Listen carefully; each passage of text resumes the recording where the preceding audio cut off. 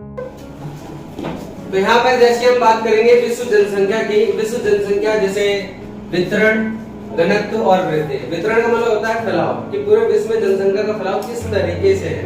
फिर उसके बाद घनत्व क्या होता है कि कितने एरिया में जनसंख्या कितनी रहती है, मतलब कम एरिया में जनसंख्या कितनी ज्यादा रहती है, क्योंकि कम एरिया में ज्यादा कंस्ट्रक्टेड ज्यादा एरिया में देखने को मिलता है। जैसे दिल्ली हो गया, दिल्ली में अराउंड 2 करोड़ जनसंख्या देखने को मिलती है और दिल्ली मात्र 40 करोड़ लगभग, मतलब 40 किलोमीटर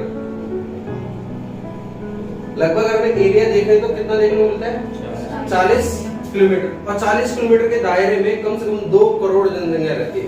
ये लगा लो तल्ले पे तल्ला बनाई चली जा रही है। और गांव में तो होता है कि बहुत बड़े बड़े एरिया में रहते हैं, और शहरों में तल्ले पे तल्ला, है ना। तो इतना क्लियर हो गया आपको। फिर बात करें वृद्धि की। वृद्धि का मतलब होता है, जैसे आपने सुना होगा वृद्धि मतलब हमेशा बढ़ना, तो वृद्धि मतलब हमेशा बढ़ना ही नहीं होता, वृद्धि का मतलब घटना भी होता है। वृद्धि का सिंपल सा अर्थ होता है परिवर्तन, चाहे वो घटते क्रम में हो चाहे वो बढ़ते क्रम में। कभी जनसंख्या घटती भी है तो कभी जनसंख्या बढ़ती भी है, तो उसको बोलते हैं जनसंख्या वृद्धि। सिंपल सी भाषा में बोले तो परिवर्तन। फिर जैसे कि हम बात करें पूरे विश्व की जनसंख्या की, तो पूरे विश्व में जो जनसंख्या है वो है 7 अरब, और 7 अरब में से केवल भारत की अगर जनसंख्या देखें तो लगभग 1.5 अरब।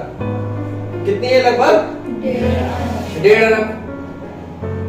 10 कम है बस 1.5 अरब में। तो यहाँ पर लगभग 1.5 अरब जनसंख्या हमें देखने को मिलती है किसमें? भारत के अंदर। फिर अगर बात करें कि भारत का कितना परसेंट एरिया है, तो भारत का 2.4% एरिया है, और इतने से एरिया में इतनी जनसंख्या रहती है। फिर इसके बाद ऊपर लेवल पे आप देखोगे तो चीन है, चीन का एरिया से थोड़ा ज्यादा है, और उसमें भी लगभग 1.5 अरब जनसंख्या निवास करती है। फिर आगे हम देखें कि 10 देशों में, विश्व के 10 देशों में 60% जनसंख्या निवास करती है। के अंदर कम जगह पर जनसंख्या ज्यादा रहती है और ज्यादा जगह पर जनसंख्या कम रहती है, क्योंकि रहने वाला एरिया इतना ज्यादा नहीं है। ठीक है, आगे बताऊंगा आपको। जैसे आपको पता है केवल 10 देशों की अगर बात करें तो 10 देशों में विश्व की 60% जनसंख्या रहती है। कितने परसेंट?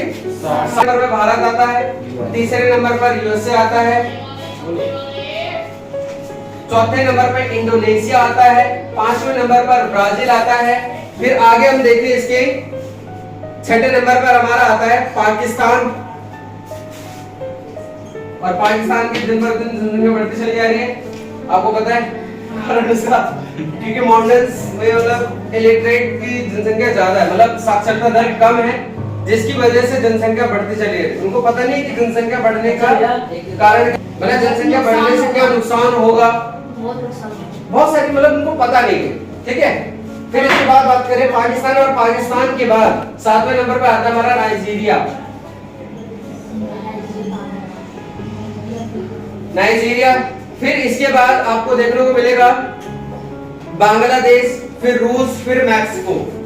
तो 7वें नंबर पर, 8वें नंबर पर ना बांग्लादेश, फिर 9वें नंबर पर रूस आता है, और 10वें नंबर पर हमारा मैक्सिको आता है।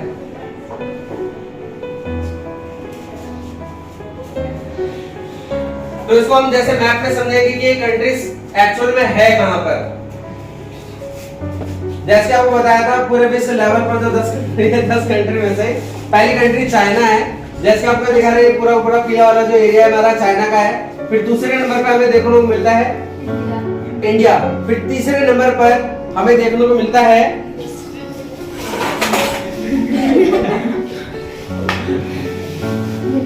कोई बात नहीं है। हमारा ये जो गुलाबी गुलाबी दिखाई दे रहा है ये हमारा यूएसए है। फिर चौथे नंबर पे जैसे आपको बताया था इंडोनेशिया, और इंडोनेशिया भारत, ये हमारा क्या है? इंडोनेशिया। पीला पीला जितना एरिया है वो हमारा क्या है?